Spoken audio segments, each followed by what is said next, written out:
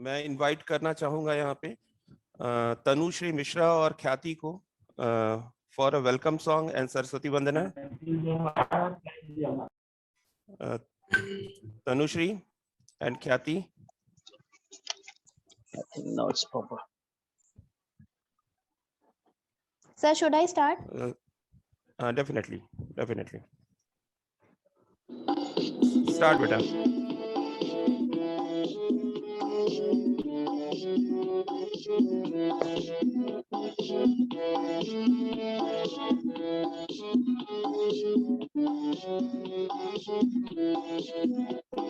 धरती गूंजे, आकाश गूंजे, गूंजे जहान सारा।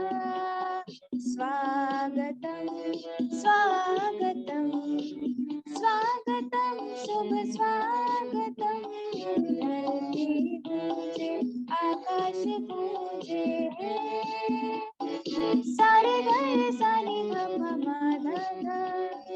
पानी नी धा सा सा सा सा, सारे घर सानी धा मा धा धा। पानी नी धा सा सा सा सा। हर एक मन मुस्काया से झलक आपकी जब पाए। चारों दिशाओं से मिलकर एक आवाज आए, एक आवाज आए। अतुलानंद में आए हैं, धन्य भाग्य है हमारा, धन्य भाग्य है हमारा। धरती गूंजे, आकाश गूंजे, गूंजे जहान सारा। स्वागतम स्वागतम स्वागतम शुभ स्वागतम। धरती गूंजे स्वागतम, आकाश गूंजे स्वागतम, जहान गूंजे स्वागतम। स्वागतम स्वागतम शुभ स्वागतम, स्वागतम शुभ स्वागतम, स्वागतम शुभ स्वागतम। वेरी गुड ख्याति, बहुत बढ़िया। सर, पूरे स्कूल की तरफ से मैं वेलकम करता हूँ आप दोनों लोगों को। थैंक्स समय निकालने के लिए हमारे बच्चों के लिए, और यहाँ पे आप दोनों लोगों ने अपना समय दिया। एक और छोटा सा कल्चरल है, Tanushree for Saraswati Vandana. Tanushree 12th arts. हाँ बेटा, स्टार्ट।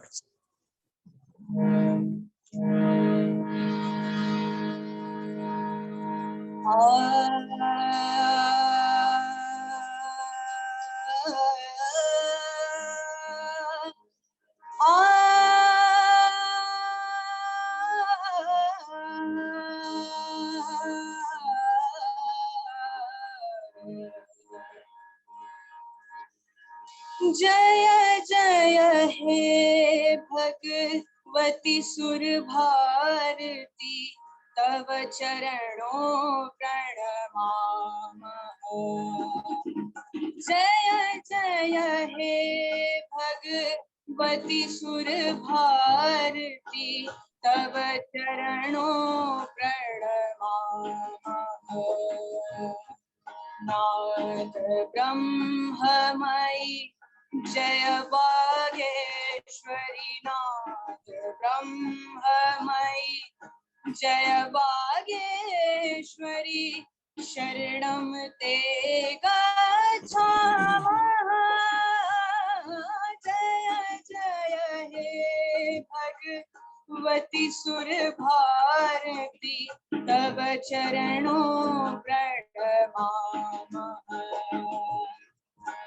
त्वमसि शरण्या त्रिभुवन धन्या, सुर मुनि वंदित चरणा।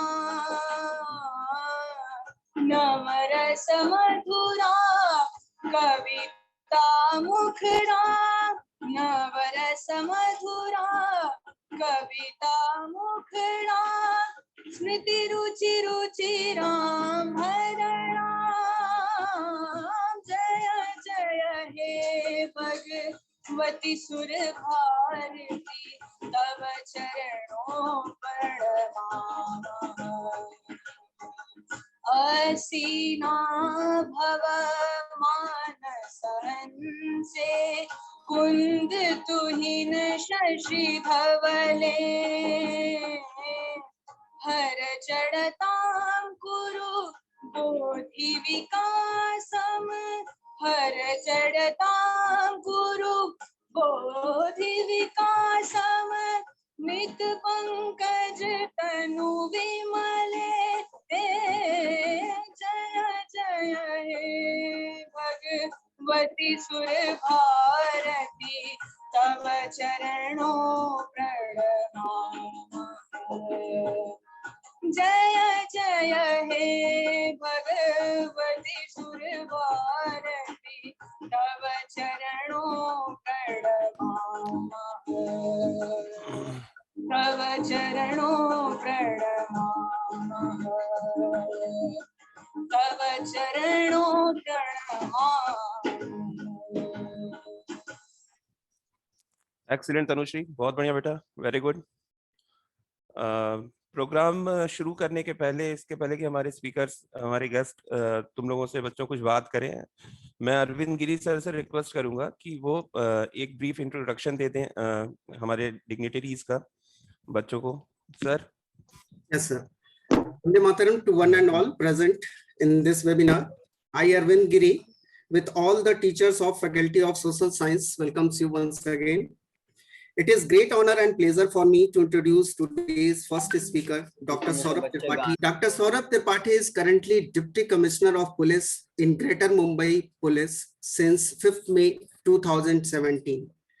His earlier assignments include Superintendent of Police, Ahmednagar District of Maharashtra for 2 years as District Police Chief. He was also ADC to the Governor of Maharashtra, and he was Sub-Divisional Police Officer in Amaravati District of Maharashtra. Saurabh sir accomplished his bachelor degree in Medicine and Surgery from Topiwala National Medical College and BYL Nair Hospital, Mumbai. He completed his MD in Skin and Venereal Diseases and Leprosy from Rajendra Institute of Medical Sciences, Ranchi, Jharkhand. As a dermatologist, Tripathi sir had cleared UPSC Combined Medical Services in the year 2009 and was selected as medical officer in New Delhi Municipal Corporation in 2010. However, in the same duration, he was successful in UPSC Civil Services exam with 112th rank and was selected as an Indian Police Service Officer, Maharashtra cadre. As far as his all-round achievements are concerned, he won a gold medal in inter-district karate tournament in the year 1997, silver medals in the table tennis tournament held at Tamil Nadu Medical College and also in Ranchi University. He also got silver medal at SVP National Police Academy in table tennis as well as in chess. The list is not completed yet. Sir was Secretary of Hostel Governance Committee in Lal Bahadur Shastri National Academy of Administration, Mussoorie, and a member of Law Society in Sardar Vallabhbhai Patel National Police Academy, Hyderabad. At National Police Academy, Hyderabad, he had participated in various sports, quiz, and arts competitions. Currently, he completed his LLB from Pune University. With this short introduction, on behalf of all my students and teachers, I welcome you, sir. Please come forward on virtual stage towards the gathering input to our dear students who are seeking to be like you. Welcome, sir. What a versatile personality. Saurabh Tripathi sir, are you here? Saurabh sir has rejoined. Welcome, sir. Welcome again. Thank you so much. Sorry, it was net, there was a disturbance and because of that it happened. Yes, sir. Yes, sir. These are the difficulties in virtual platforms, sir. और आपने समय निकाला उसके लिए thanks sir. बिल्कुल बच्चे हमारे ईगरली wait कर रहे हैं आपको सुनने के लिए sir. So please sir, please. Sir हाँ सर, हमने डेफिनेटली. आपका इंट्रोडक्शन दे दिया था, आप डिस्कनेक्ट हो गए सर, तो आप you can be interacting with the students.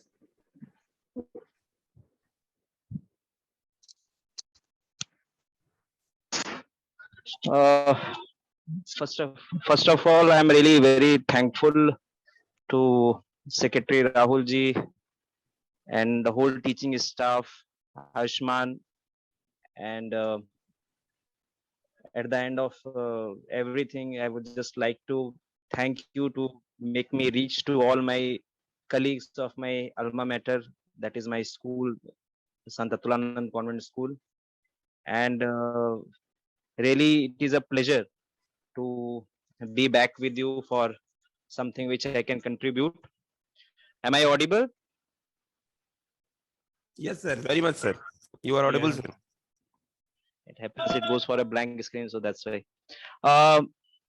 Today's topic, as I was given and I was asked to share my experiences for that, that is regarding law, its relevance and opportunities. Now, basically, friends, when we were of your age, for us, law was something which we always used to hear, but we were very afraid of. It was always advocates' expertise, a thing which normal people cannot understand, jargons, terms used, which are pretty much unfamiliar to us. And somehow, initially, when we were of your age, or maybe when we were into school and about to go to college, that time we had hard time to understand what are the implications of law, how it actually affects our life.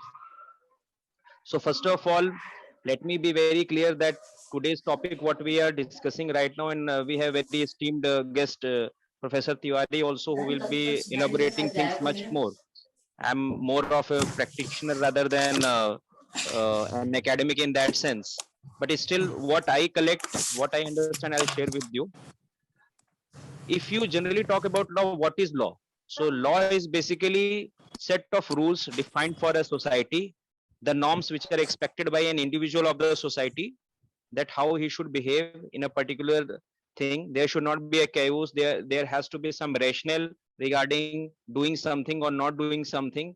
And law basically defines that thing. They are generally borrowed from old traditions, customs, or whatever logic applies. Law is basically common sense. And that common sense, when applied to real life, to be fair enough, to be transparent, to do things without messing up, without hurting anybody's interest, that is what is exactly law.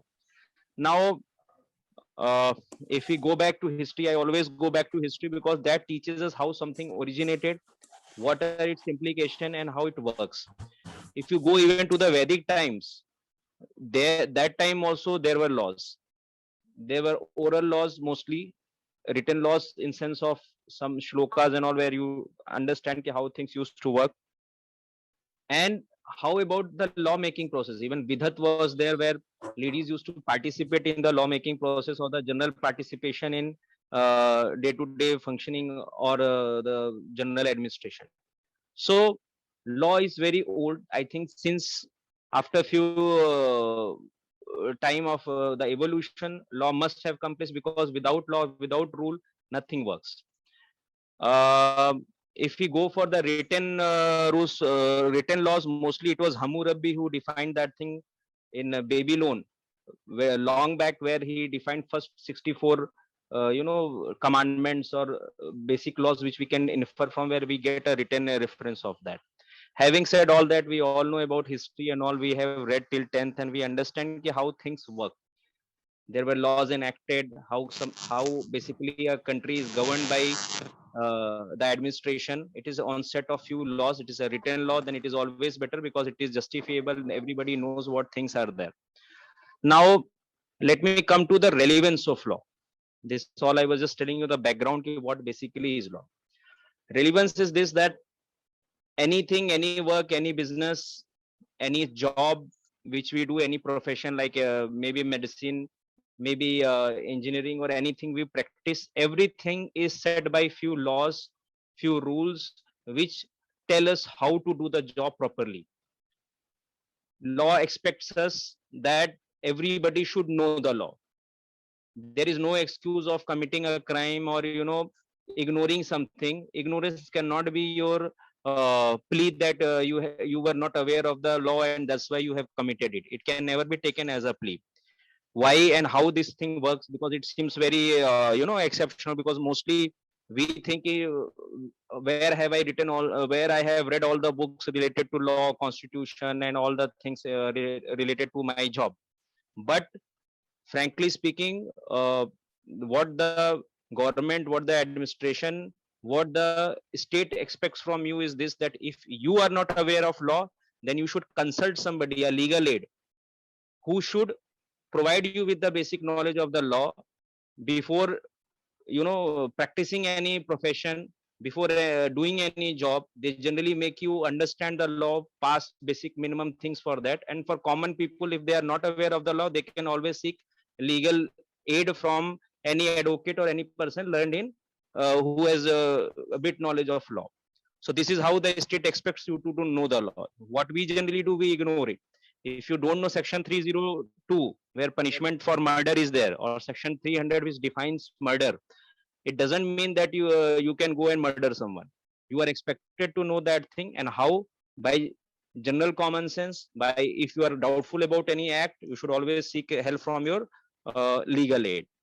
Article 39A of Constitution of India, that refers to free legal aid. If somebody is not having a advocate or lawyer, then the government by itself provides him legal aid, so that nobody goes unheard on grounds of law. So this is the basic overall purview of law, how a citizen is expected to know about law and how he is supposed to put that into practice also. As I told, law is mostly common sense and general practice which goes on in the society for general harmony. Now, let us go on the part in which you must be interested, is key how to go into law, means how you can pursue your career in law, your education in law, and thereafter what are the opportunities as far as law is concerned. So let me tell you that initially when I joined, I have also done LLB while I was pursuing my SPship, and before that when I was ADC to the governor. Basically, the reason being ki I am into law enforcement, and many times I always feel that there are many aspects of law which I don't know. While your training and all, they teach you a lot many criminal laws and another thing, but at the end of the day, you somewhere you feel that you are lacking, and that's why to amend to that thing and to append to whatever knowledge existing knowledge you have, I thought of pursuing LLB. My time, I have done LLB from two universities. First year I have done from Mumbai University, and second year and third year I have done from Pune University because of my transfer that time. So my time, it was admission was secured on the marks of your graduation, because generally you can do law in two aspects. One is after graduation you can pursue LLB, or if you are going for the 5-year course where actually your graduation as well as legal knowledge is covered. So that is a 5-year course, and for that also you can apply after 12th as per your merit. But nowadays, I think since past few years, they have started with the entrance exams for these courses, and their general preparation, it varies from university to university, but mostly it is what you have studied in your 12th class, general commonsensical questions, general knowledge questions and all, general English questions which generally are included. I think Professor Tiwari would be updating you more on that part. Part after that is ki, what if I do law? Basically, we used to mock that time that anybody who is preparing civil services in Allahabad has at least done LLB. So people used to just, by interest used to pursue LLB. But nowadays, even legal knowledge is an expert knowledge, and to pursue a career in that requires expertise. I heard mostly from the experts, legal experts, whenever I speak, they always speak about pursuing specialties in law. what happens is no more like in MBBS also you require after doing your 5-year MBBS course, you mostly do your specializations in subject. So in law also they are expecting now that LLMs and PhD should be there who know specifically about a particular course. But even if you don't pursue, still you need to specialize in those courses under someone so that you have better knowledge of that. Just having 4 to 5 years of basic knowledge and internship actually doesn't work in practical fields like law. There you have to have experience. That's why you join as an intern, you then pursue as a junior to some senior advocate. You learn the tricks of the trade, you learn the ropes how it has to be done, and then it helps you out. Now if we are talking about career, how career would be going in that, so there are two parts of that. One part is the trial related issues in career where you actually are part of the trial.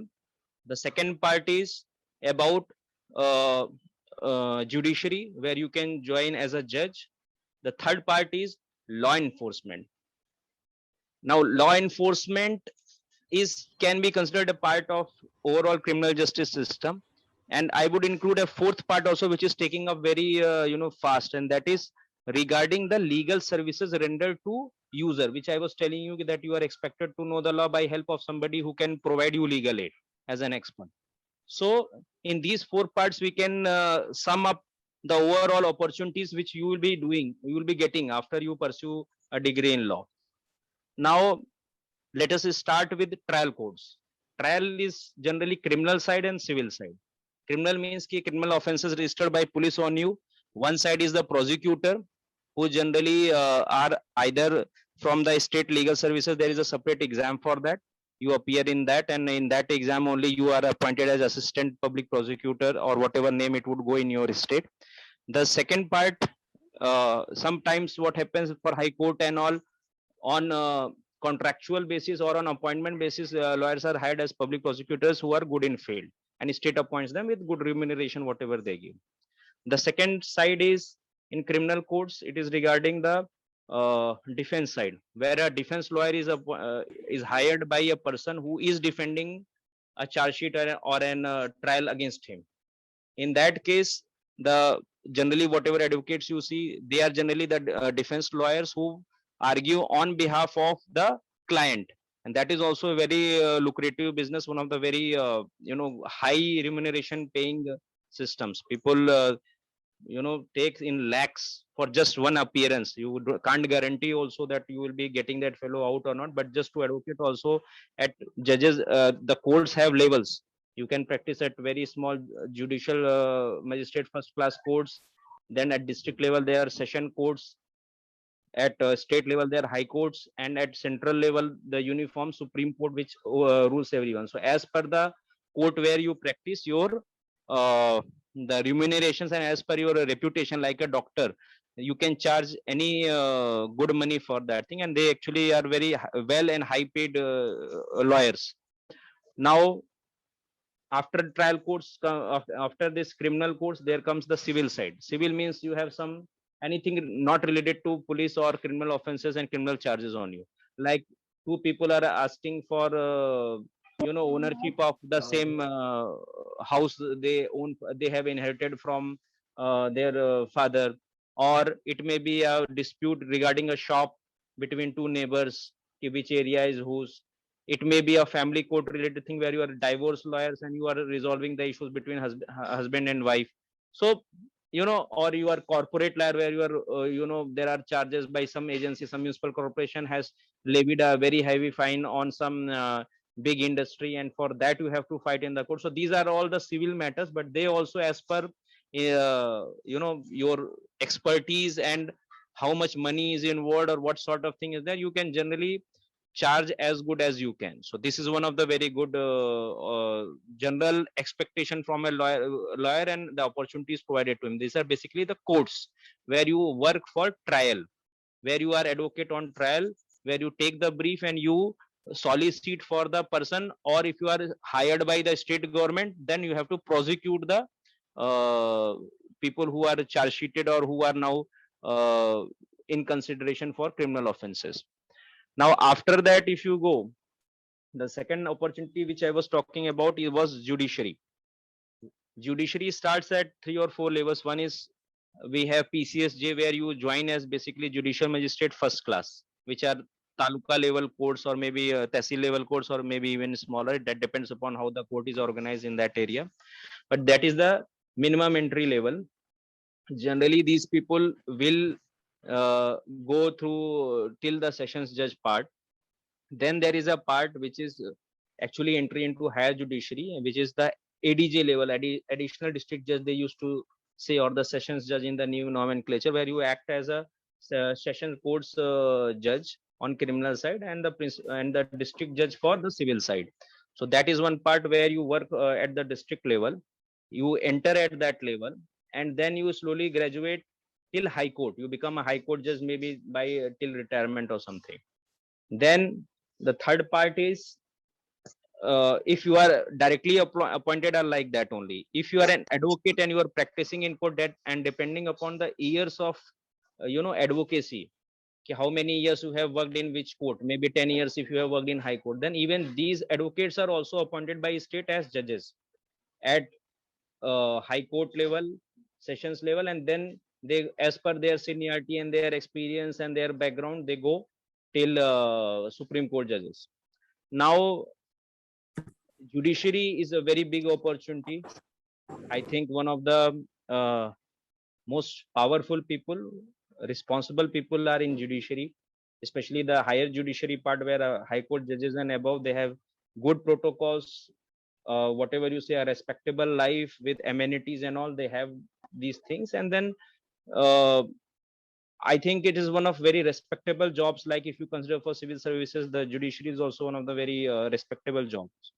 Then after judiciary, if you go, then there is legal services, which is directly related to pursuing your career and graduation, etc. in law. Now, legal services basically you render to agencies, government, which include government agencies, or to people like these corporates, many other private individuals who are ready to hire somebody, some NGO who is working for environmental cause, where they require some legal help. Off and on, they go and file PILs, petitions, etc. So basically, legal services is where you use your knowledge, you apply your legal knowledge and help out that agency in something. So these legal services are also on higher basis.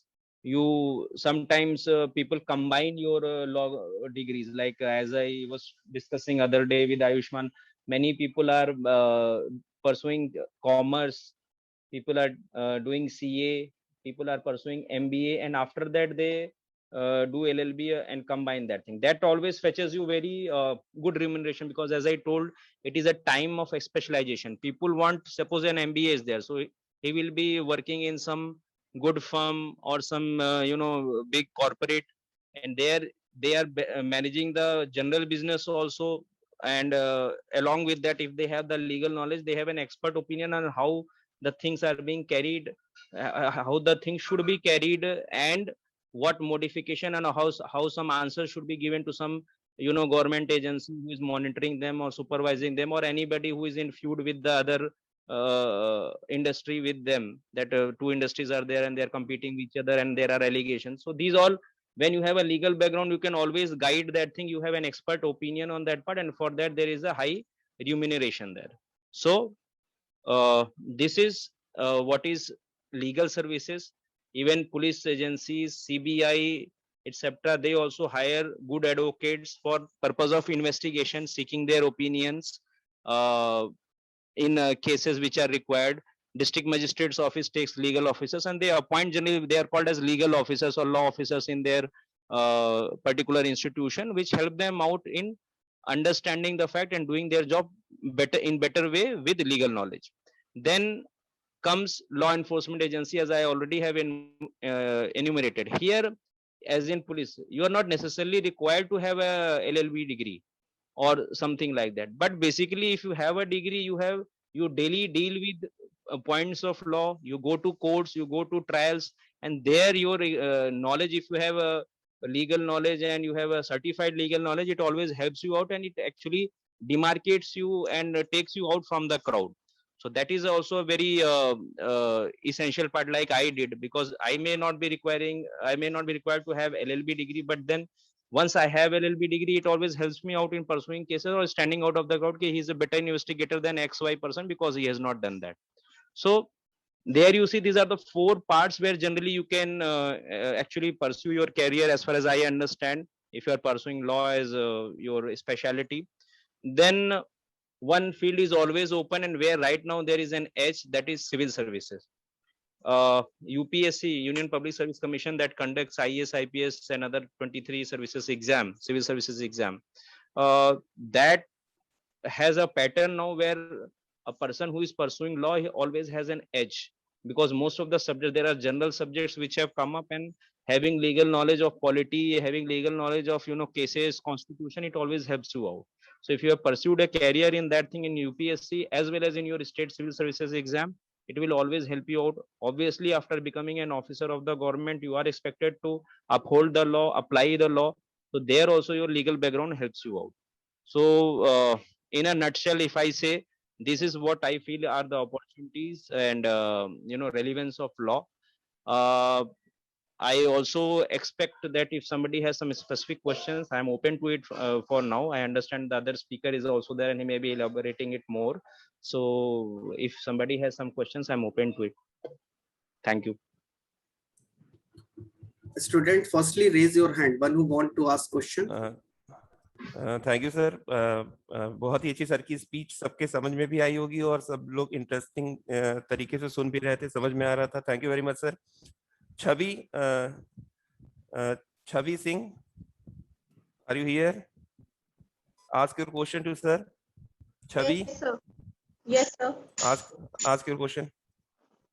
Vande Mataram, sir. My question is, there is a common assumption that the ethics and principles are generally suppressed while pursuing law as a career option. What is your opinion, sir? No, it is not so. There is an advocacy act. Once you become lawyer, if you are actually pursuing law, see, there are 2 parts of pursuing law. One, you become a practitioner, as I told, in trial courts of other things. So there you are supposed to be registered by Bar Council, either your state Bar Council or Bar Council of India. And they have a separate exam after you pursue your LLB. Then they have MCQ sort of question which you have to qualify, and thereafter you are registered in your Bar Council. So while you will be pursuing your LLB, you have to go through Advocacy Act. Means what an advocate is expected. There are ethics of advocate which you have to follow by default. You cannot change those ethics. Like you cannot just become an arbitrator and pursue between 2 parties, take money from them, or you cannot tell your client that if this is a 50 lakh case, so if you will win, you'll give me 10%. These are all against ethics of advocate. So they are generally not pursued, and if you do, you can be deregistered from Bar Council of India, and even criminal action can be taken against you. I always remember, any advocate is a officer of court, so he has his responsibilities and he has to strictly follow that thing. So you cannot compromise with your ethics and other things, and if you know or if you do something like that, you will be punished for that.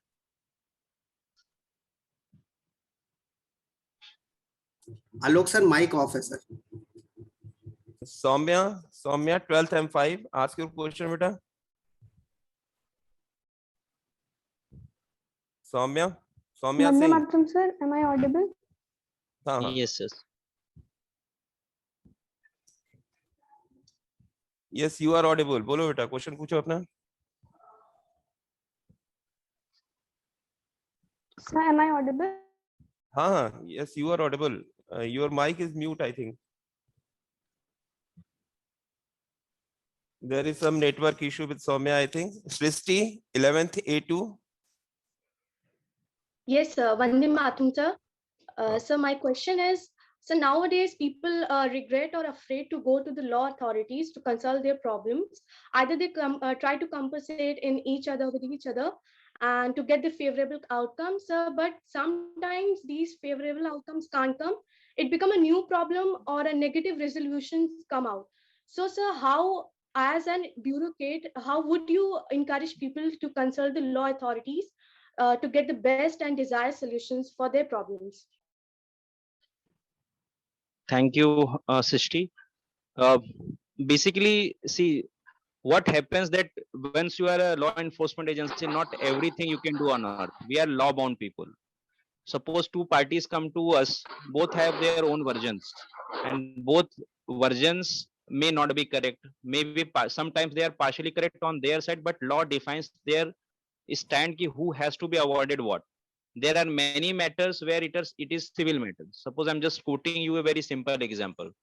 It happens in all villages that two people share the boundaries of their farmland. Now one person says it is my area is still this place, and the other place can no, this is my farmland, this is my jurisdiction. Now people will fight on that part. Now the question arises ki they immediately go to the police station. There also law has already defined ki what things can be taken cognizance of, how much injury is there, and accordingly if any dangerous weapon was used or not, and should police take a cognizance of that part or not. So police will generally sit there, take some preventive action on both of them, but not actually charge if the things are just oral arguments or something like that, and they will be told to go to the court so that they can pursue the case of whose jurisdiction is what. So that is not within the domain of law enforcement agency, but still people expect that. So now here two parties approach to you and both of them go unhappy from you, because actually it is not within your purview. Law has defined that thing, it has to be dealt with the relevant court or the district magistrate or the SDM who will be holding up the thing and doing the inspection of the land and all. But this unearthly expectance most of the time takes up a different course. Sometimes the same happens with the registration of FIR for some crime or something like that. So I say that you should always, there should be no hesitation in approaching law enforcement agencies. But yes, there is a legal angle involved. That's why I say you have to have the legal knowledge, because if you knew in the first place only it is not within the purview of police and it has to be dealt within, it has to be dealt by the court or the district magistrate, you will approach them and they have a solution for you. So you will be prevented from being a football from one agency to other. I hope that answers your question. Very much, sir. Very much. It's clear. Sir, if you have time, one more girl is eagerly waiting for you. Yes, from yes, no yesterday. issue, no issue. So, may I ask your question, beta? Yes, sir. Vande Mataram, sir. Sir, I have a question. So that as you have pursued law, so currently how it is helping you in conquering your workloads? And sir, what are the thicks and thins your colleagues are facing who haven't chose law as their career? I think you involve two questions here. First question is how I am doing with law. See, as I told, I have while I was getting trained for Indian Police Services in National Police Academy, they teach you criminal law, and that too in depth, obviously. But then there is one whole panorama of how we see law, means from police angle, and how actually courts see that thing and how advocates pursue that thing. And so there are some basic commonsensical assumptions which you lack if you are not completely aware about the law process, how the judge thinks, how the lawyer thinks. So now what I have the perspective of the judge, how he will be, on what ratios, they say ratios, on what basis he will be deciding the case. I have the understanding of how the prosecutor would proceed that part. So while making papers of any criminal case, I understand that this is the way it has to be presented, this has to be omitted, Then the third part is regarding how the defense attorney will be coming up and what points he can put forth, and I have to avoid those things, or how I will be putting up the evidences. So any day if you have a knowledge of law behind you, it is much more than what my colleagues will be doing, and I will be doing almost, if not equal to them, at least 19-20 का भी फर्क करेगा, तो I think it is worth. Thank you, sir. Very much clear. एक लड़का और है sir, Himanshu, काफी देर से हाथ रेज किया था उसने. Yes, Himanshu, are you here, beta? Yes, sir. Yes, sir. Ask your question. Sir, my question is, sir, you have said that if you have a degree if you have a degree in law enforcement, if you have a degree, then go to court, and if you have certified notice, then you can pursue the cases very smoothly. How is it? That is what I told you just now. Just I answered the girl before you, that if you have a law degree, it's not about degree. Basically, you understand the whole process of law, how the judges work, how the prosecutors work, what are the fine grounds. If we are trespassing some civil laws, or is it that there is a criminal law involved in civil law? There are many places where a authority has to decide if it is civil or criminal if you are a police officer. Similarly, the same happens with the land authorities if it is a civil case or if it is a criminal case. That is the biggest thing to judge. Many times people come to us, you are not registering my FIR despite telling you so many times, and you are failing as an authority. But actually the point of law and the better understanding of that tells you that it is not the domain where you should put your foot. So in fact, courts are very strict on that part, that to the authorities, that you should not trespass on their rights. Then there is something called as contempt of court proceeding that starts against you.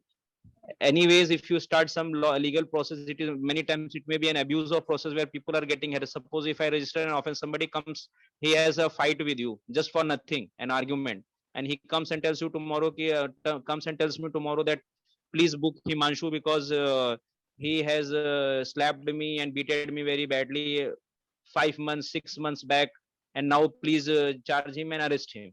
Now, if you come to me and if I don't have an understanding of law, I will register an FIR. Your whole career will go for a toss, because until it's a big process till the FIR is registered, charge sheeted, it goes for trial. It takes almost 4 to 5 years minimum, where after that you will get out of that, vicious circle. So it will spoil your career. So many times authorities are also human beings. We are not computers. We also understand that thing. We understand the crux of law, for whom what law is there. And then if it is a better application, so there you can understand which laws has to be interpreted, which can come out for your defense, which cannot come for your defense. So things like that makes you more, any knowledge is power, as we say. The more knowledge you have of your subject which you are pursuing, the more you will do good. If I was a doctor, I am a doctor. So if I know about my field of specialization is skin, so if I know more in that thing, I will be a better doctor. More things I can identify. So similarly here also it applies in the same way. Thank you very much sir, thank you so much sir. आपने बच्चों के level पे आके समझाया sir, और सारे ही बच्चे जो है वो एक मतलब आज इनके लिए बहुत बड़ा दिन था सर कि आपने इस तरीके से इनको डील किया और इनसे बात किया. Sir we have one more guest, one more speaker. Are you in position to stay here sir? आप रुकने का समय no, I will really love to hear him, but the thing is, as I was discussing, yes sir, we understand sir, we understand sir. I am right now uniform. I have to leave for my job. It was a pleasure having. It was a pleasure having you all. Yes, bilkul sir. Now I would like to request our respected secretary sir for a vote of thanks for sir, and sir, if you hear me. Yes, I can, and sir also. Sir, welcome sir. Sir, your mic is mute, I think. Am I audible now? Yeah, yes, very much sir, very much sir. Okay. Thank you and warm welcome Saurabh. Thank you. And अब क्या बताऊं, तुमको देख के बोलते हुए इतना अच्छा लग रहा था कि मुझे लग रहा था ये अनवरत चलता रहे. You are such a smartly you are answering and smart orator you are.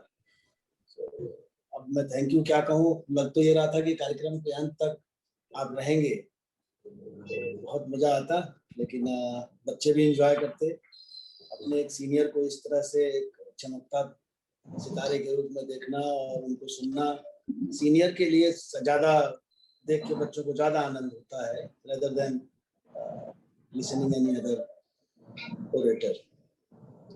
You are an achiever.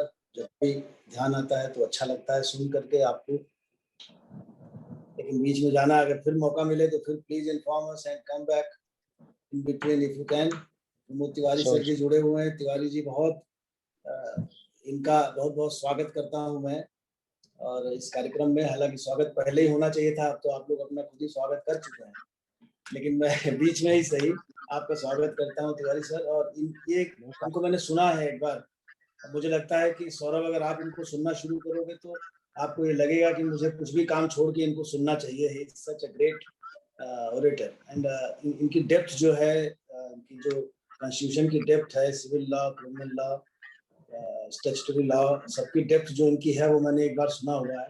I really admire him and I welcome him in the board.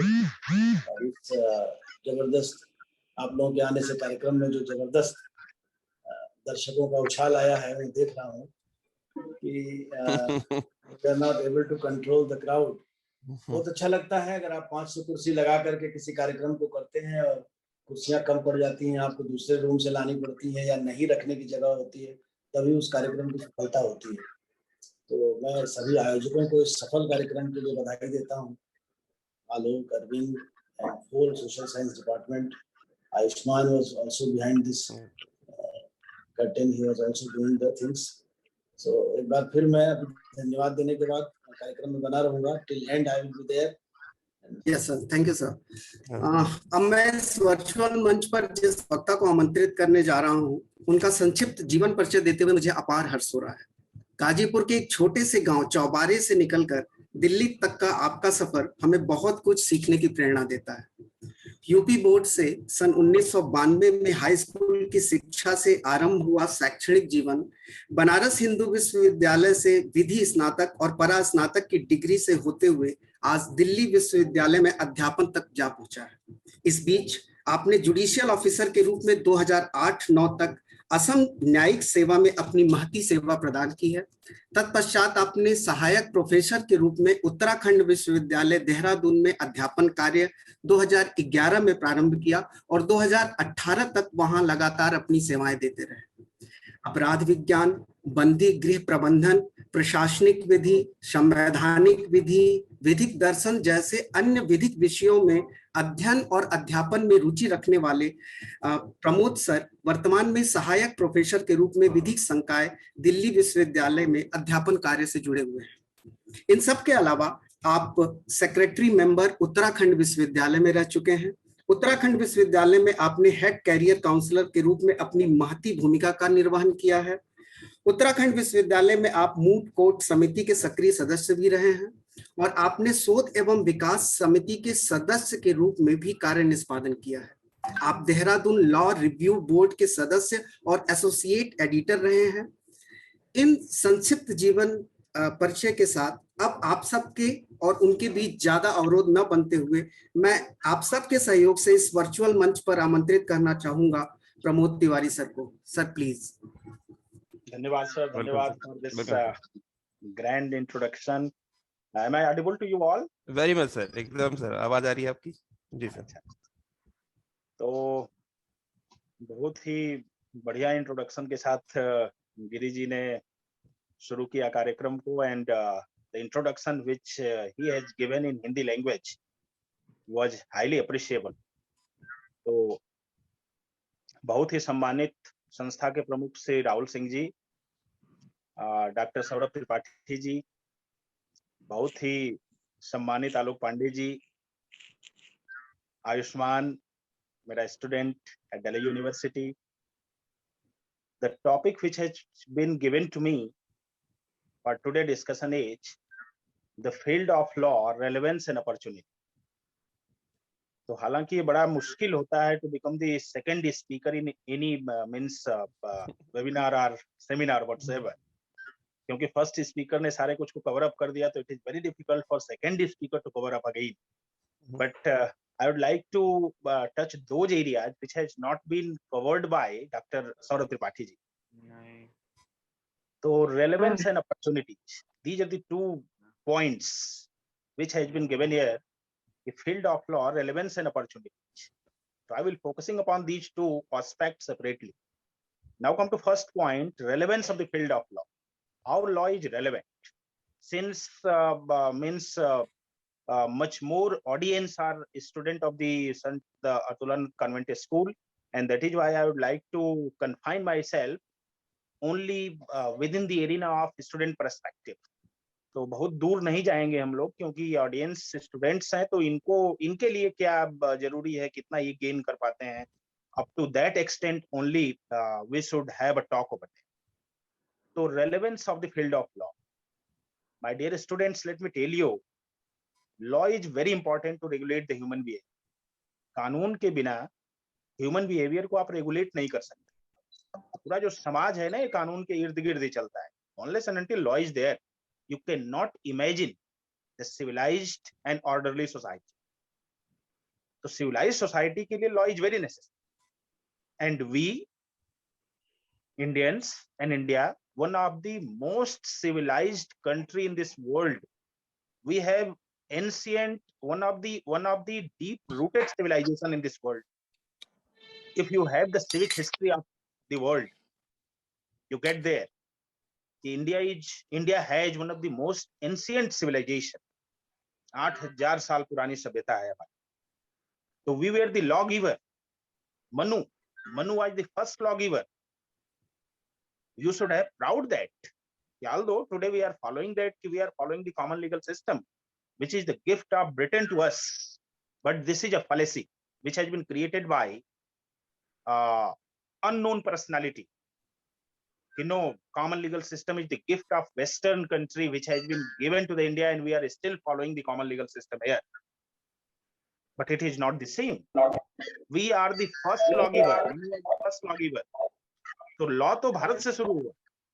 And let me tell you, the ideal administration, one of the ideal administration पूरे विश्व में जब कहीं administration नहीं था, तो India had the ideal administration which was known as Ram Rajya, the concept of Ram Rajya.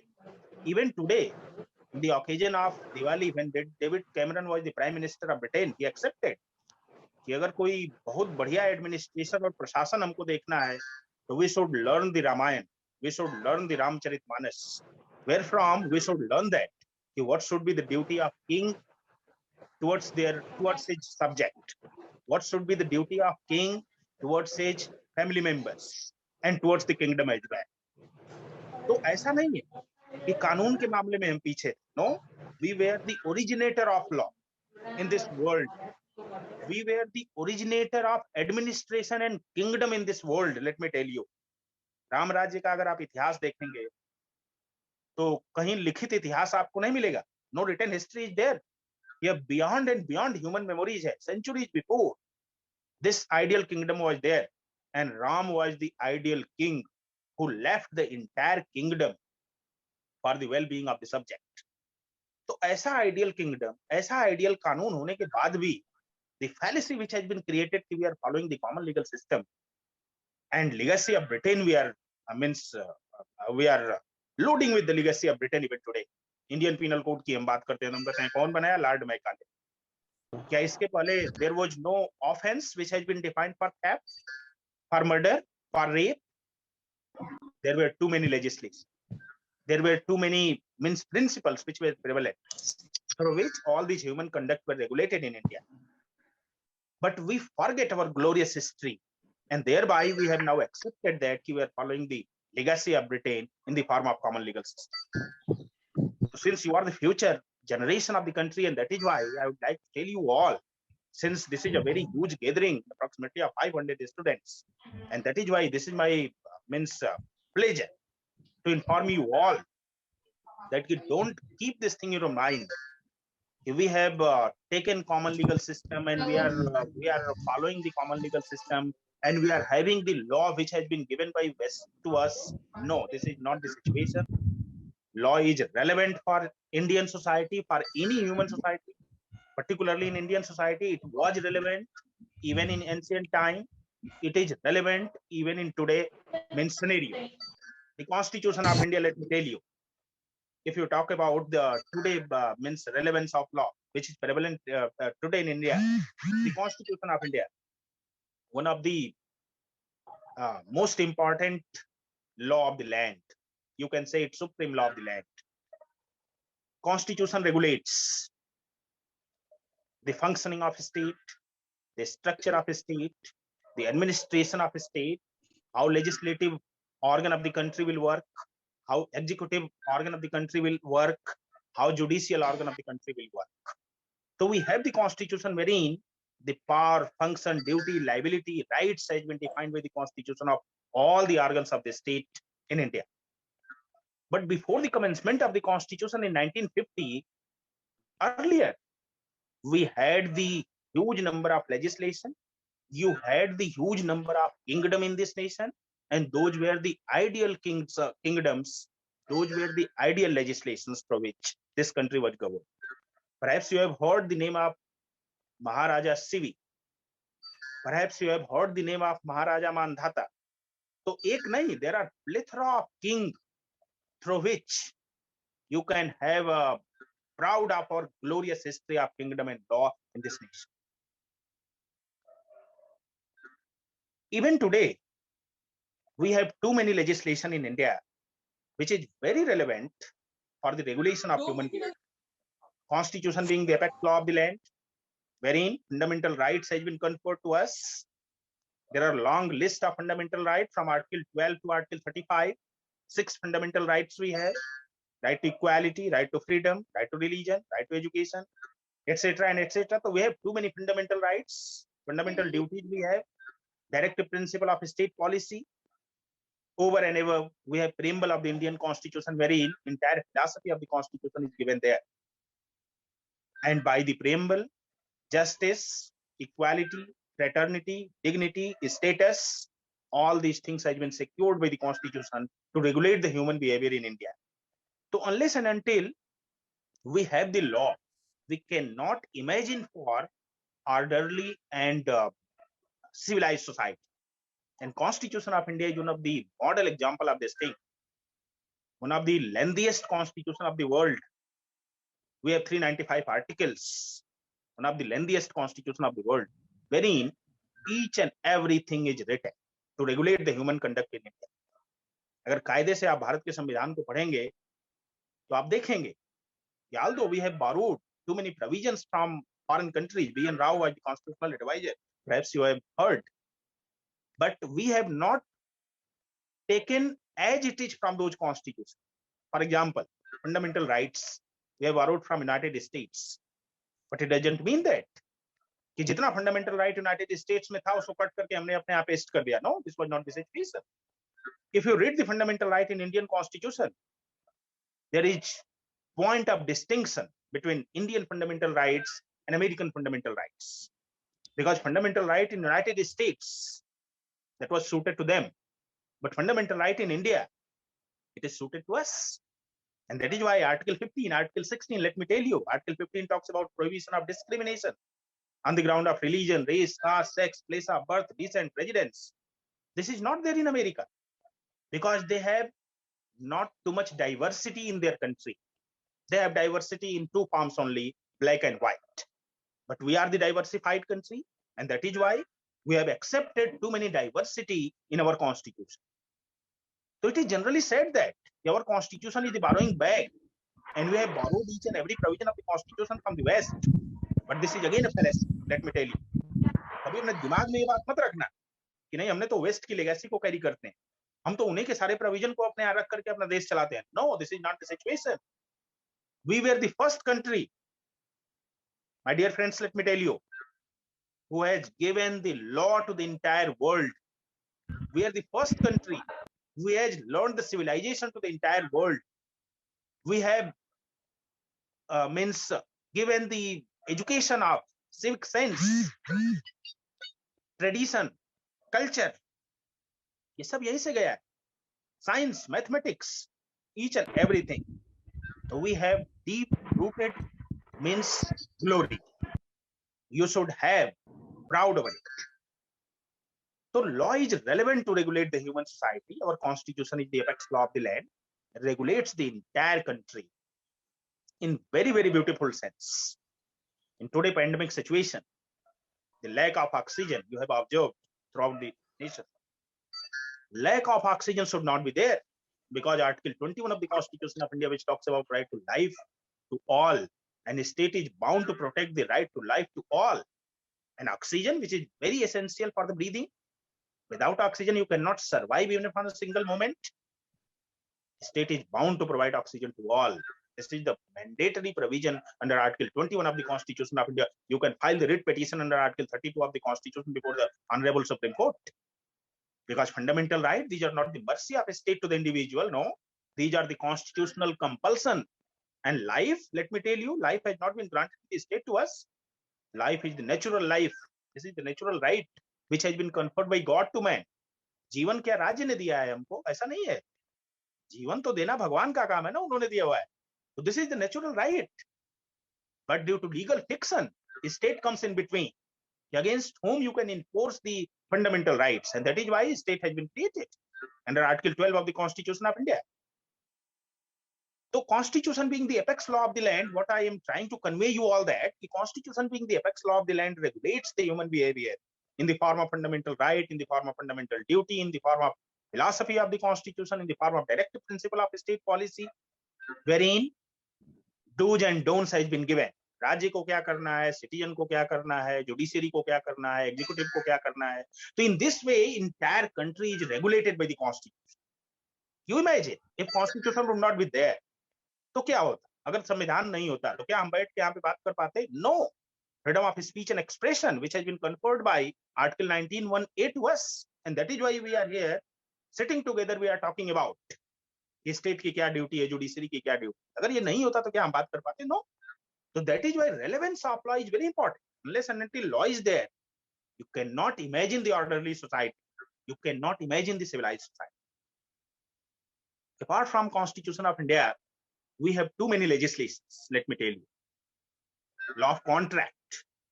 If there is contract between two parties, they are bound to fulfill their obligation. मैं आपसे contract करता हूँ, ये pen मैं आपको 10 रुपए में बेचूंगा. आप कहते हैं ठीक है सर, मैं 10 रुपया देता हूँ और आप मुझे पेन दे दीजिए. बाद में मैं मना कर देता हूँ. This amounts to what? This amounts to breach of contract and covers within the ambit of law of contract. For that, you can institute the suit against me, and I may be held liable by the court of law to pay compensation to you. तो ऐसा नहीं है कि हम कुछ कहेंगे और जब मन करेगा तो मना कर देंगे. No, law of contract is there, which regulate the private conduct of the individuals. Similarly, law of torts. आप किसी को मार देते हैं एक थप्पड़ और कहते हैं चलो यार थोड़ा सा तो थप्पड़ मारा, धक्का लग गया, क्या हो गया? No, you cannot. Battery, assault, defamation, nuisance, negligence, all these torts which has been created under law of torts, you cannot do. अगर आप करते हैं इसको, civil suit can be instituted before the civil court. So thereby, what I am trying to convey you all, these are the private legislation which regulates the human behavior in private manner, in private domain. तो आप ऐसा नहीं है कुछ भी कहेंगे कुछ भी नहीं करेंगे. ये जिसकी लाठी उसकी भैंस, एनार्की नहीं है, कियास नहीं है. You have to follow the law. That is why law is relevant to regulate the human behavior. That is why relevance of law is there. तो law तो बहुत ही जरूरी चीज है. आप किसी भी डिसिप्लिन को पढ़ रहे हैं, forget about you are the student of science discipline, commerce discipline, so on and so forth. But at the same time, you should aware with the law, because each and every human life is regulated by law and law alone. आप दुकान पे जाते हो कोई चीज खरीदने के लिए, ये क्या है? Law of contract. आपने उसको ऑफर किया, उसने एक्सेप्ट किया, you have given the money, that is consideration. अगर वो सामान आपको नहीं देता है, it amounts to breach of contract. सामान डिफेक्टिव देता है, comes with the ambit of consumer protection laws. So even though you are not from that legal discipline, even though you should know the minimum content of it. That is why law is relevant to regulate the human society. And in India, let me tell you, too many social evils were prevalent from centuries, and law has acted a lot to remove and to eliminate all those social evil in. Let me enumerate few. Untouchability was prevalent. छुआछूत, पंडित जी हैं, ये तो शूद्र है और ये तो ये है. Such type of system was prevalent even before the commencement of the Constitution, means 50 years back. But if you read Article 17 of the Constitution of India, talks about abolition of untouchability. And there are too many legislation, SC/ST Atrocities Act, Protection of Civil Rights Act. And by those legislations, now this social evil has been eliminated by law. So this is the role of law, to regulate the civilized society, to eliminate all these social evils from the orderly society. Abolition of untouchability. Sati system, perhaps you have heard. Sati system. सती प्रथा चलती थी इस देश में. पति मर गया तो पत्नी को उसकी चिता पे जला दिया जाता. That was the system prevalent. Such a cruel, means social evil was prevalent. It was also abolished by abolition of sati system, and that was also done by legislative framework. Apart from that, child marriage, छोटे छोटे बच्चों की शादी करा दी जाती थी. Child Marriage Abolition Act, Dowry Prohibition Act, Triple Talaq, Saira Bano versus Union of India, Maintenance of Muslim Women, Shah Bano versus, means Muhammad Ahmad Khan versus Shah Bano Begum. So these are the too many points through which we can conclude that the law is very relevant to regulate the human behavior and to maintain the orderly and civic society in any country whatsoever, particularly in India. This is the relevance of law. Now, second point which has been given to me is opportunities in law. Dear students, let me tell you, there are bundle of opportunity prevalent in the field of law, bundle of opportunities. कोई भी ऐसा professional degree नहीं होगी पूरे देश में, मैं आपको बताऊं, जिसमें लॉ के जितना स्कोप है. Let me tell you. तो law is one of the best professional degree in India.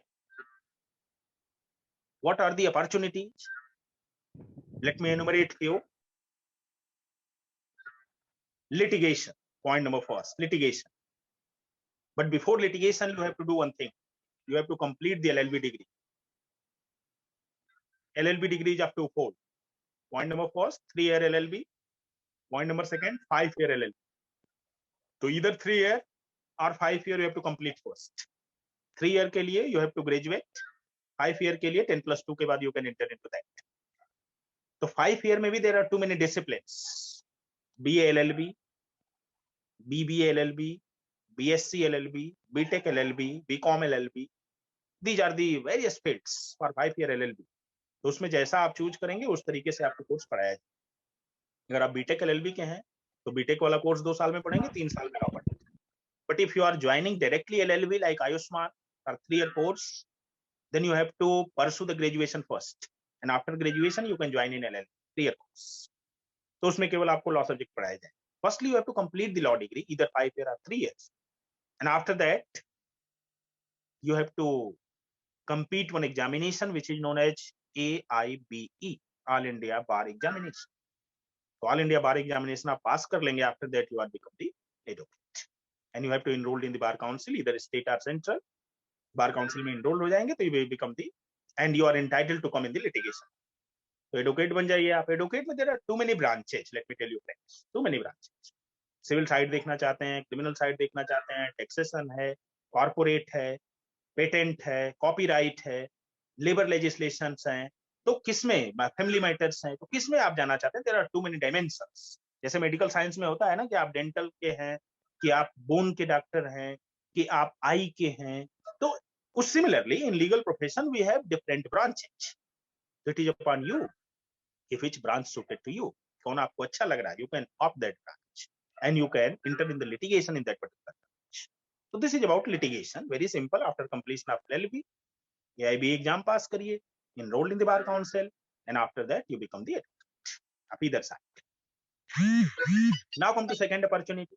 Second opportunity is legal advisor. You can become the legal advisor also in the firms, in the corporations, in the companies. There you can legally advise those corporations in legal matters. So this is also avenue which is open for the legal professionals. Law officers through competitive examinations. Banks में आप law officer बन सकते हैं. आप company corporation में भी law officer बन सकते हैं. And here again, you are assisting in the legal matter to that particular organization. अगर आप SBI के मान लीजिए लॉ ऑफिसर है, स्टेट बैंक ऑफ इंडिया, तो whatsoever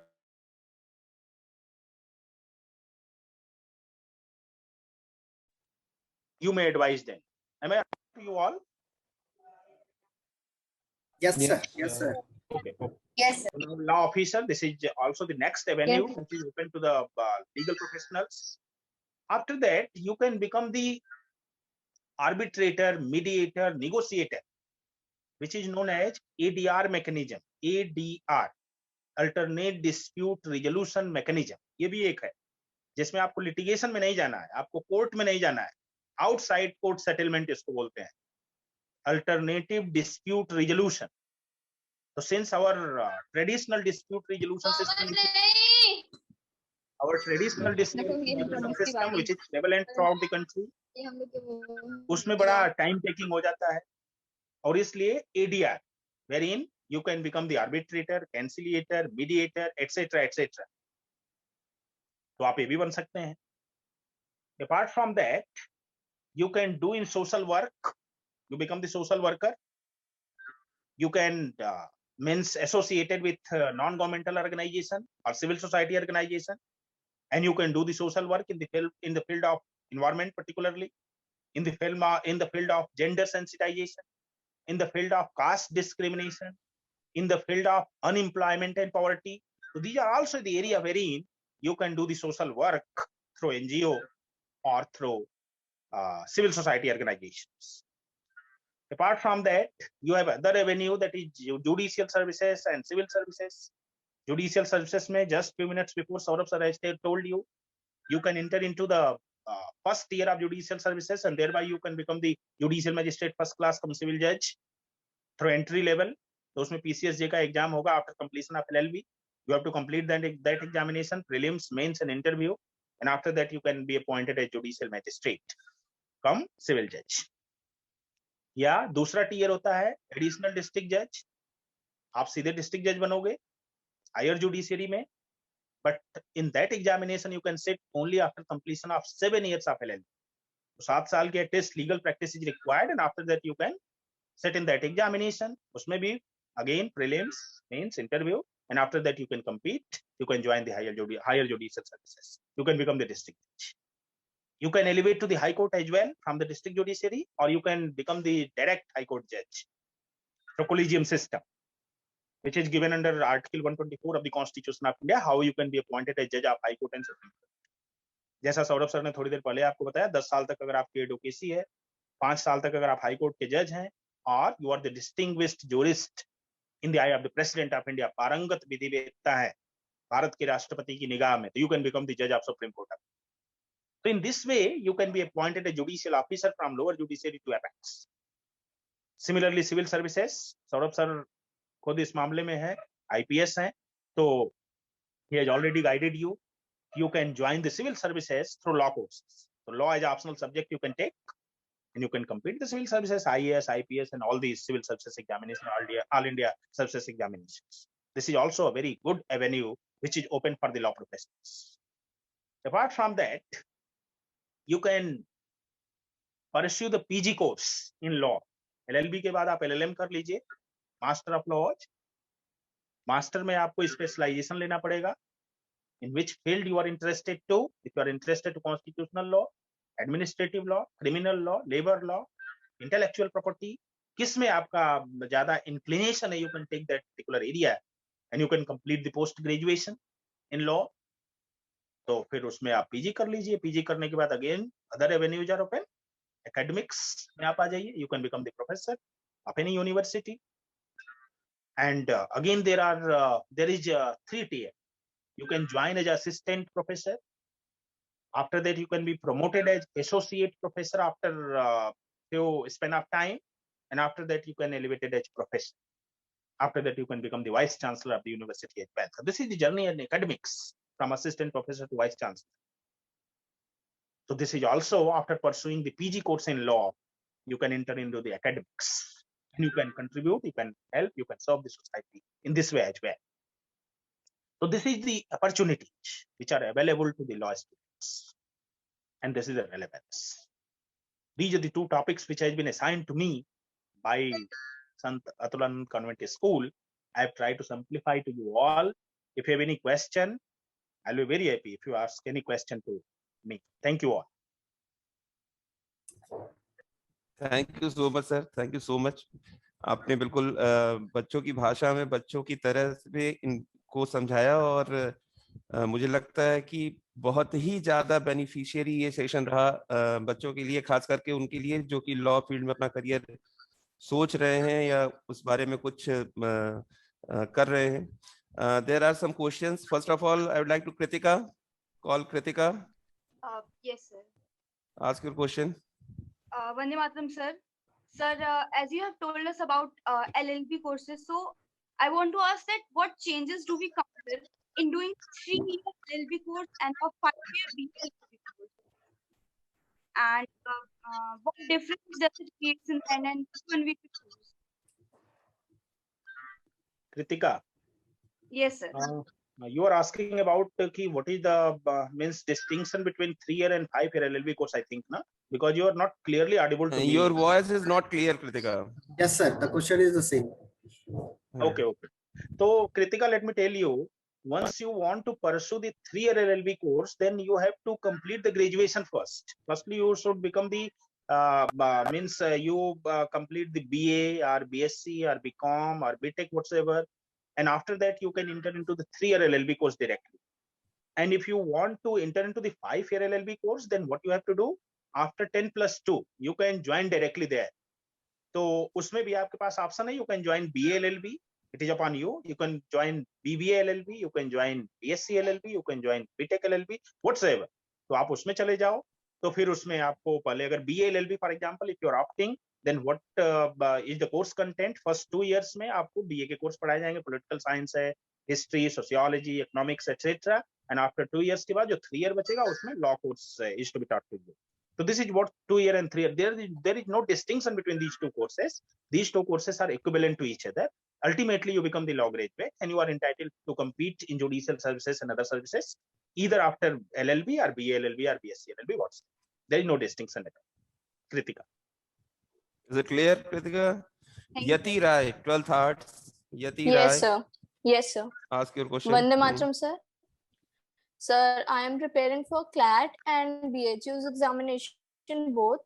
Sir, I want to ask you that which one is better for pursuing law, NLU's or Banaras Hindu University? your question is very easy, but answer which I would like to tell you is very difficult because BHU is my alma mater.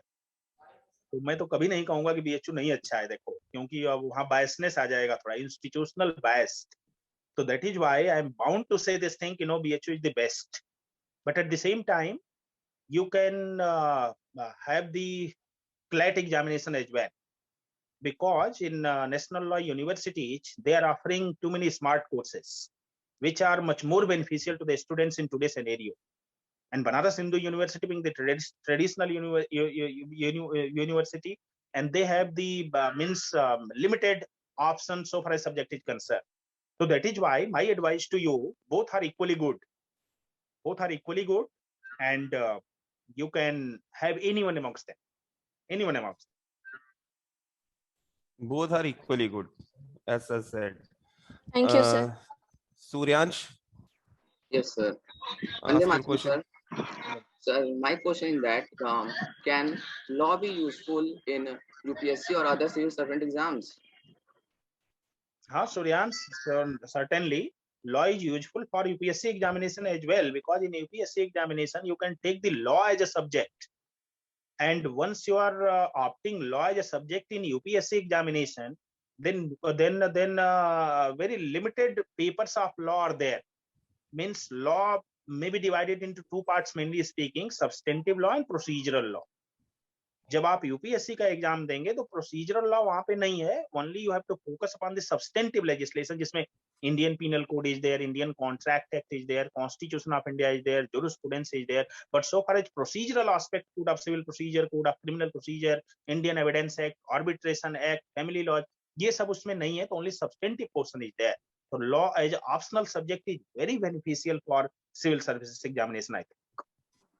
Thank you, sir. ये question कई बच्चों का रहा होगा sir, आपने बहुत अच्छे से क्लियर कर दिया. मुझे लगता है कि सबकी प्रॉब्लम सॉल्व हो गई होगी. Muazzam is here. Muazzam, yes sir. Ask your question. Sir, what skills and strength as a student we need to have to be a good lawyer? Muazzam, very good question you have asked. Once you want to become a good lawyer, then what you have to do first, you have to complete the LLB first. So firstly, you have to complete the LLB. Yes, sir. After completion of LLB, you should be well versed in legal provision. This is what the formula is to become the good lawyer. You should well versed to the legal provision. But the concept of law should be clear to you. Once this thing has been covered by you, the conceptual clarity, and one well versed with the legal provision, then you can become the good lawyer in any field whatsoever. जिसको आप करोगे उसमें बढ़िया बन जाओगे. But conceptual clarity and well versed with the legal provision, ये दो चीज आपको ध्यान में रखना चाहिए. Thank you sir. Okay, next one sir. 2-4 question और बच्चे हैं, मैं बुलाऊं? Sure sir. Okay sir, thank you sir. Saumya, ask your question बेटा. Yes, sir. Vande Mataram, sir. Sir, I want to ask, how does the selection of specialization subject in 5-year honors program vary when we prepare for judicial services and corporate sector respectively? Soumya, you are not clearly audible. to Soumya, me. your voice is not clear. Ask your question again. Sir, it I was think how there does is the some selection? network issue. Am I audible now? हाँ, speak, बोलो बेटा. Sir, how does the selection of बोलो. specialization subject change when we prepare for judicial services and corporate sector? No specialization is not changed. Once you are opting for judicial services, then specialization doesn't work there, because in judicial services you have to means well versed with substantive law and procedural law both. But in BLLB or BBLLB you have honors course. So honors course में ऐसा कुछ नहीं है कि there is a specialization and only one branch applies to be taught to you. This is not the same. Specialization merely works at PG level. जब LLM में आप जाते हैं, then specialization works there, because once you are opting for constitutional law, for example, then entire subject of the constitutional law is to be taught to you. तो वहां पे बस एक ही ब्रांच आपको पढ़ाया जाएगा. But so far as BLLB, BBLLB, LLB honours is concern, वो honours degree जरूर है, लेकिन ऐसा नहीं है कि a particular subject and particular branch applies to be taught to you. ऐसा नहीं है. So you can pursue the LLB, BALLB with honors, and at the same time you can complete the judicial services. There is no hindrance in between. Thank you, sir. Clear, Tejasvi? Last one is Ashish, sir. Ashish, ask your question. Vande Mataram, sir. Sir, my question is, what are the confederation faced in law firm as a MNC's boutique law firm and virtual law firm? देखो बेटा, law form के लिए तो I don't have too much experience, let me tell you, frankly speaking, because I have never joined any law firm. I don't have any practical experience. That is why this question I will not answer to you, because the field to which I am not very much aware with. So I should not advise, although I have the answer of this question, but I don't have any practical experience of this thing. And that is why I'm skipping this question. Very good, sir. Exam. Okay, sir. That's enough. One more student. लेकिन तुमने अपना question हमें बताया नहीं पहले. अच्छा, Yasharth, ask your question. Sir, my question is that, sir, when we are preparing for CLAT exam or any law entrance exam, sir, what we have to study material and what we have to study about? Sir. Very good, very good. So once you are preparing for LLB entrance examination of any university or for CLAT, then you have the material, online material. What are the subject which is asked? How many questions is to be asked from which area? These are available on the website of those particular organization. So you can get there. These are the subjects where from these questions is to be asked, and accordingly you have to give the weight to that particular subject. किससे कितना पूछेगा? You have to give the weight to that particular subject accordingly. जैसे मान लो कि आपको history से कितना पूछता है, पॉलिटिकल साइंस से कितना पूछता है, तो accordingly you have to give weight to that particular area so that you can complete the examination. Thank you so much, sir. Thank you so much. बच्चों के छोटे छोटे क्वेश्चंस का भी आपने इतने एक्सप्लेनेटरी वे में जवाब दिया और सेटिस्फाई किया सारे बच्चों को, समय निकाला इतना, पूरे स्कूल के बिहाफ से thank you sir. Thank you very much sir. Now again. Now say something. You want I want me to to say ask something? question. Okay, sir. Yeah, as an audience, I want to ask a question to Tiwari sir. Yes, sir.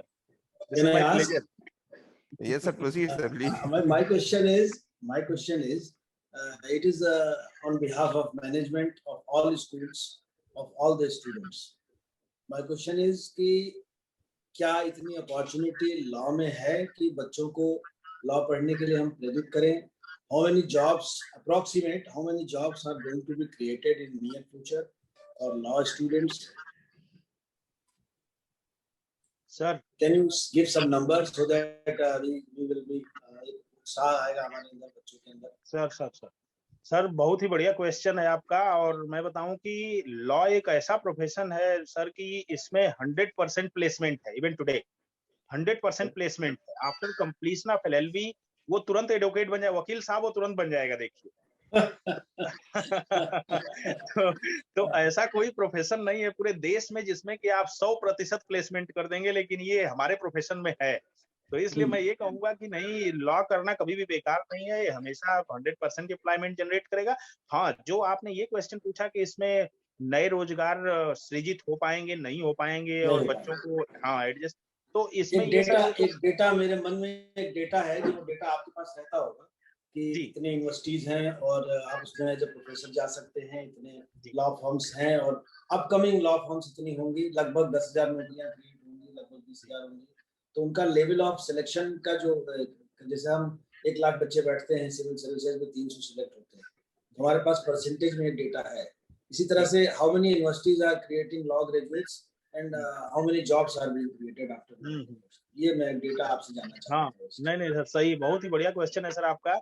बस इसमें है कि देखिए, जहां तक government job का सवाल है सर, उसमें तो वो लाइकनेस जो सिविल सर्विसेज में और यहाँ पे आप देख रहे हैं, वो लाइकनेस यहाँ पे भी, क्योंकि जुडिशियल सर्विसेज में कितनी पोस्ट निकल रही है और कितने लॉ ग्रेजुएट, अब दिल्ली यूनिवर्सिटी को आप देख लीजिए, तो हर साल 1000 बच्चा पास आउट हो रहा है, और डीजेएस एग्जाम को अगर आप देख लीजिए तो 25-30 सीट निकलती है, वो भी साल 2 साल के बाद। तो रेशियो में तो बड़ा वेरिएशन है, but at the same time चूंकि प्रोफेशनल कोर्स है, तो you can become the advocate and you can enter into the litigation. तो इन दिस सेंस तो 100% प्लेसमेंट है, लेकिन अगर आप गवर्नमेंट जॉब और इसकी बात करेंगे तो ये आंकड़ा यहाँ पे भी है और ये लाइकनेस यहाँ पे भी है, यहाँ प्रॉब्लम है थोड़ी सी। जी बिल्कुल, ठीक है sir, thank you so much, thank you so much. बड़ा अच्छा लगा सर आपको मिल के बहुत दिन के बाद। सेम ही है सर, हम लोगों को भी उतनी ही प्रसन्नता हुई सर आपसे मिलके, और कम से कम मुलाकात नहीं हुई तो दिखाई दिए कम से कम हम लोग एक दूसरे को, यही बहुत बड़ी बात है। एक बार फिर सर मैं रेस्पेक्टेड ऑनरेबल सेक्रेटरी सर से रिक्वेस्ट करूंगा कि एक बार और सर वोट ऑफ थैंक्स और बच्चों को एड्रेस करने के लिए प्लीज आए सर।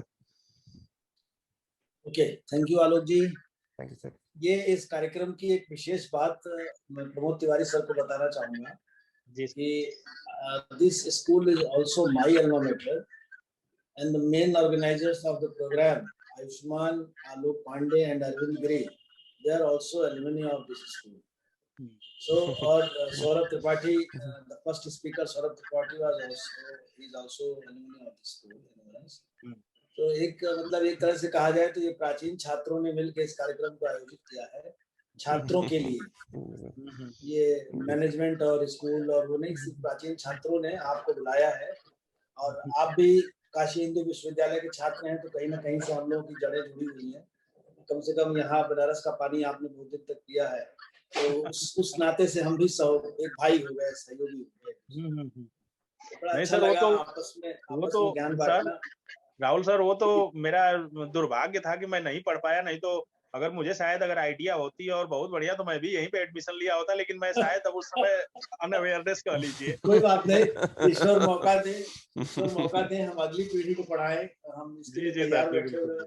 बच्चों को पढ़ाने का मुझे मौका मिले, आपके बच्चे आएंगे तो भी मुझे अच्छा लगेगा, और ये घर है आपका। स्वागत करना एक परंपरा है, मैंने स्वागत किया, और धन्यवाद देना भी एक परंपरा है। मैं धन्यवाद भी आपको दे रहा हूँ, डेविड सर को, और पहले भी दे चुका हूँ पूरी टीम को। मैं बच्चों से कुछ बात करने के लिए कहना चाहता हूँ। बच्चों, लॉ की इम्पोर्टेंस कितनी है ये आपको 2 प्रखर वक्ताओं ने बताया। आपको they are good all orators, उन्होंने आपको बता दिया है। एक तो रोज लॉ पढ़ा रहे हैं, वो बता दिए, एक लॉ को प्रैक्टिस में ला रहे हैं, उन्होंने बता दिया। तो कितना डेप्थ में आप गए, कितना नॉलेज मिला, ये तो आप कितने सीरियसली सुन रहे थे इस पे निर्भर करता है। लेकिन मैं कहूँगा लॉ की इम्पोर्टेंस, देखो कहीं भी आप विज्ञान के विद्यार्थी हैं, आप कला के विद्यार्थी हैं, कॉमर्स के विद्यार्थी हैं, तो आपको लॉ ऑफ डिमांड पढ़ना पड़ता है। आप कॉमर्स साइंस के विद्यार्थी हैं तो Einstein law, Faraday's law, Newton's law सब पढ़ना पड़ता है। अगर आप लॉ स्ट्रीम के विद्यार्थी हैं तो criminal law, civil law, statutory law, common law, ये पढ़ना पड़ता है। लॉ की इम्पोर्टेंस कितनी है, ये बिना लॉ के कोई स्टेट फॉर्म ही नहीं होगा मेरी समझ से। तो मैंने सर से इसीलिए प्रश्न पूछा था, नौकरी मिले या ना मिले, अगर हम एक लॉ को अपने हृदय में बसा लें, नियम कानून को अपने हृदय में बसा लें, और ठीक है मैं वकील साहब नहीं हूँ, लेकिन अगर नियम कानून को पढ़ के और उसको अपने हृदय में बसा लिया है मैंने, तो हम एक जिम्मेदार नागरिक बनेंगे। और जिम्मेदार नागरिक बनेंगे तो जिम्मेदारी से अपना वोट देंगे, कम से कम कास्ट ऑफ वोट हमारा सही होगा और सही जगह पे होगा और जरूर होगा। ऐसे समय में एक जिम्मेदार नागरिक बन के हम सुंदर राम राज्य की स्थापना कर सकते हैं। सुंदर देश की स्थापना कर सकते हैं। अगर हमारा देश सुंदर होगा तो गुड गवर्नेंस की हम बात करें। गुड गवर्नेंस का मतलब क्या है? सबसे पहला मतलब मेरी समझ से गुड गवर्नेंस का है, अगर तिवारी सर सहमत होंगे तो बताइएगा आप। गुड गवर्नेंस का मतलब है सबको समय पे न्याय मिल जाए। केवल रोटी मिलना, केवल कपड़ा मिलना, केवल मकान मिलना एक गुड गवर्नेंस नहीं है। हमको जस्टिस भी मिलना चाहिए समय पर। Am I right, sir? एकदम सर, एकदम राहुल सर। इसमें मैं एक चीज जोड़ना चाहूंगा। समय पर न्याय। बीच में सर थोड़ा सा इंटरप्ट करूंगा मैं। जी और इसमें सर मैं एक प्रसंग बताना चाहूंगा रामायण से। जी कि जब रामचंद्र जी के दरबार में वो औरत आती है जिसको निकाल दिया था घर से और उसको मिलने नहीं दिया, तो उनके मैसेंजर ने कहा कि सर रात में एक लेडी आई थी और हम लोगों ने मिलने नहीं दिया कि राजा जी सो रहे होंगे। तो रामचंद्र जी ने बोला कि भाई आपने उसको रात में क्यों नहीं मिलाया? Justice delays is justice denied. अगर उसी समय आप उसको बुलाते तो हम उसको तुरंत न्याय दे देते, लेकिन आपने उसको डिले कर दिया। पता नहीं क्यों 2 दिन कहाँ रहेगी वो लेडी, तो आपने डिले कर दिया है। डिले अब उसके लिए अन्याय हो गया। तो ये जो जस्टिस डिलेड और डिनाइड का जो कॉन्सेप्ट है, हम इसको मानते हैं वेस्ट ने हमको दिया, लेकिन इसको रामायण में अगर देखा जाए सर तो ये हमारे यहाँ पहले से विद्यमान है। तो उन्होंने हमसे लिया, हमने उनसे नहीं लिया। तो ये बहुत ही बढ़िया प्रसंग आपने यहाँ पे उठाया कि नहीं, समय से सबको न्याय मिले। This is what the good governance is. जी, तो गुड गवर्नेंस राम राज्य की स्थापना कहिए, गुड गवर्नेंस कहिए। गुड गवर्नेंस का मतलब है समय पर न्याय। और समय पे न्याय तभी मिलेगा जब हमारे जैसे अभी बहुत सारे केसेस पेंडिंग है, बच्चे भी जानते हैं, some crores of cases are pending in our country. So उसके लिए हमें जजों की संख्या बढ़ानी पड़ेगी, कोर्ट की संख्या बढ़ानी पड़ेगी।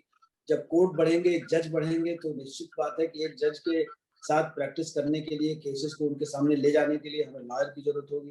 तो वकील भी बढ़ेंगे, वकीलों का रोजगार भी बढ़ेगा, उनका काम भी बढ़ेगा। तो इसलिए आने वाले समय में मुझे ऐसा लगता है कि अगर गुड गवर्नेंस की बात हम करेंगे, अगर हमारे बच्चे जो आने वाले भविष्य में वोटर हैं, अच्छे सिटीजन बनेंगे और ये अपने खुद एक बच्चा 10 बच्चे को प्रभावित करके सही जगह वोट कास्ट करेगा, तो गुड गवर्नेंस स्थापित होगी। और गुड गवर्नेंस स्थापित होगी तो वकील बढ़ेंगे और वकील का सम्मान बढ़ेगा। जैसा कि यूएस में मैं जानता हूँ, मैं तो मूवी के माध्यम से जानता हूँ, अपने कुछ दोस्तों से बातचीत के माध्यम से जानता हूँ कि वकील की बहुत अहमियत है यूएस में। अभी यहाँ पर हम जो है वकीलों को इकट्ठा होना पड़ता है। जैसे अगर छोटे आप लोअर कोर्ट में देखें तो यहाँ के वकील इकट्ठा होकर जमीन कब्जा कर लेते हैं। एक वकील का बवाल हुआ तो काली कोट पहन के 100 लोग आ जाएंगे, जमीन कब्जा करेंगे। मैं उस वाले वकालत की बात नहीं कर रहा हूँ, मैं प्रमोद तिवारी सर वाले वकालत की बात कर रहा हूँ, जो कानून को, न्याय को अपने हृदय में बसा करके और लोगों तक उसको पहुंचा रहे हैं। या सौरभ त्रिपाठी की बात करूं, जो कि एमबीबीएस है, एमबीबीएस करने के बाद उसने लॉ किया। क्यों किया लॉ? केवल इसलिए कि मैं केवल क्रिमिनल लॉ का जानकार न रहूं, मैं सिविल लॉ भी जानूं, स्टैट्यूटरी भी जानूं और उसके माध्यम से अधिक और जल्दी न्याय मैं अपने लोगों को दिला सकूं। ये हमारे संत अतुलानंद कॉन्वेंट स्कूल के पढ़े विद्यार्थी की असली पहचान सौरभ त्रिपाठी है।